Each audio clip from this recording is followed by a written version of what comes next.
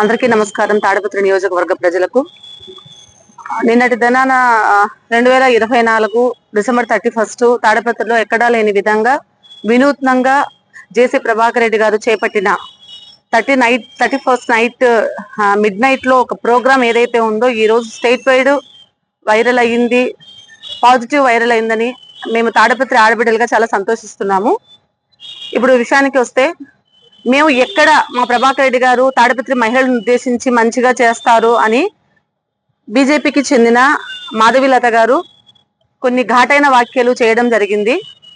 ఆమె మేము ఖండిస్తూ కూడా పత్రికా సముఖంగా ఒక మాట మాట్లాడాము. ఇలా ఇంకొక నియోజకవర్గం మీద, ఆమె ఉండేది కర్ణాటకలో ఉంది, తాడిపత్రి గురించి ఏది తెలీదు, జీరో నాలెడ్జ్. అలాంటిది ఒక రాజకీయ నాయకుని గురించి, ఒక ఎమ్మెల్యే గురించి మాట్లాడడం అనేది కరెక్ట్ కాదని ఇంతకు ముందే మేము చెప్పడం జరిగింది.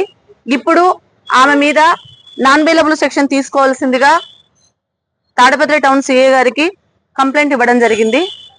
ఎక్కడైతే న్యాయానికి ధర్మానికి ప్రతీక పోలీసులు అని చెప్పుకుంటారో, తమిళనాడులో ఒక చిన్న ఇష్యూ జరిగితే సనాతన ధర్మం గురించి కస్తూరి గారు మాట్లాడితే సినీ యాక్టరు ములాజు లేకుండా, ఎటువంటి ఇది లేకుండా పోలీసు వారు, తమిళ పోలీసు వారు సనాతన ధర్మానికి వాల్యూ ఇస్తూ ఆమెను అరెస్ట్ చేసి రిమాండ్ పెట్టడం జరిగింది.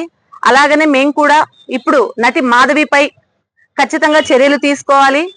తనకు కూడా ఇంకొకసారి ఒకరి విషయాలలో జోక్యం చేసుకోకుండా, ముఖ్యంగా తను కూడా సాటి మహిళ కాబట్టి ఆడవాళ్ళ గురించి కిడ్నాప్లని, రేజింగ్లని, గాంజాయి అని చెప్పి తాడిపత్రిని ఒక తక్కువ చేసి చూపించడం కరెక్ట్ కాదు. ఆమె ఇన్స్టాలో చాలా ఫాలోవర్స్ ఉంటారు.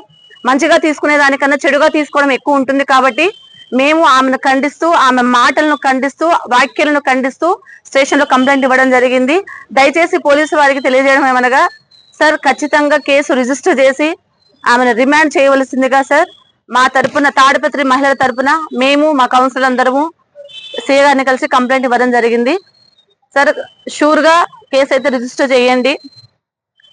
మా తాడిపత్రి మర్యాదను కాపాడాల్సిందిగా పోలీసు వారిని సవినయంగా కోరుకుంటున్నాం. మీ కమలమ్మ. Thank you.